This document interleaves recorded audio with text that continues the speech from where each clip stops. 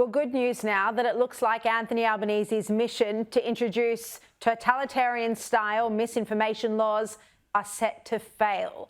This after crossbench senators have basically all come out to say that they are going to oppose the laws when it goes to a vote in the Senate next week. Now, the desperate Albanese government is basically out of crossbench allies now. They're left scrambling. To discuss this more, I'm joined by media lawyer and partner at major law firm Thomson Geer, Justin Quill. Justin, great to see you. Look, these were always dangerous Orwellian laws. You and I have been speaking about this for a year and a half now, and yet the Albanese government never backed down on them. The only reason it looks like they're going to fail is because of the crossbench in the Senate. Yeah, it's extraordinary that it was even contemplated.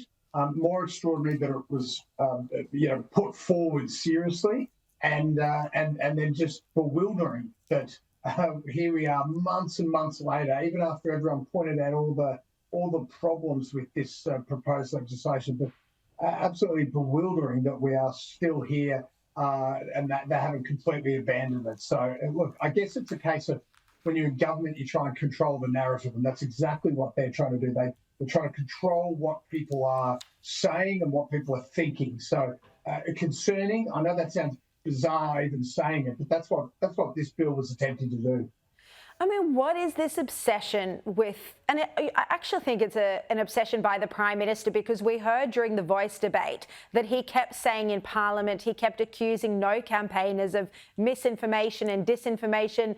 Linda Burney used the misinformation line as well. I mean, what's their obsession with controlling information on the internet? Why not just let people have free speech and have different points of view? Not everyone has to agree with him on topics like The Voice. Yeah, well, look, I think it comes down to confidence in yourself. If you're not confident in what you're doing, then you don't want to expose yourself to transparency and expose yourself to people's opinions, because you probably deep down know that those opinions are going to win out against you. The concerning thing about this bill, of course, was that it was designed to capture what government authorities, ACMA, albeit some people say it's independent, but it's ultimately a government body appointed by the government, what they considered to be reasonably verifiable as false, misleading or deceptive information. And then it was to control and remove and potentially investigate or even jail people in relation to that, what they consider false, misleading or deceptive. I mean, that's extraordinary stuff. What might be considered false today might later, after discussion, be found to be true. I think about Sharri, you almost as a lone voice, in fact, on the question of whether the COVID came from Wuhan lab, and people, cried at you saying, "Look, that is absolutely false. It's misleading. It's and deceptive." Now here we are today, and I don't think anyone could say that with anywhere near the gusto they did. Exactly. And there have been so many other issues, not just that. You just said then even jail. I spoke about this on Monday night, but I think that's something that wasn't well understood, that even jail time could have been, and I say could have been, I mean, it hasn't gone to the vote in the Senate yet. We're expecting it's going to be voted down. But Justin, people could have even been jailed for misinformation. You've got about 30 seconds here.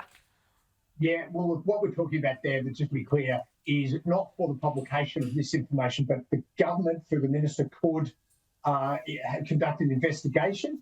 And if you don't comply with that investigation, provide information, provide documents, answer questions, then you could be jailed. And serious jail terms, not just, a day here or a day there. We're talking up to a year for not complying with the handing over of documents, or another year if you don't answer questions. So it was in the context of not complying with an investigation. Still very concerning.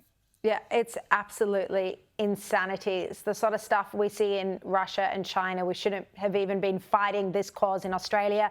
Justin Quill, thank you so much for joining me tonight.